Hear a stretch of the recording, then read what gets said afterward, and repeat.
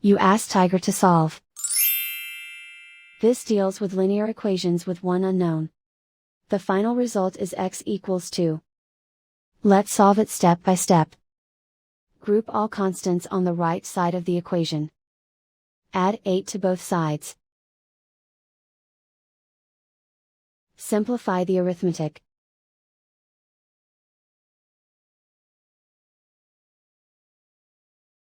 Isolate the x.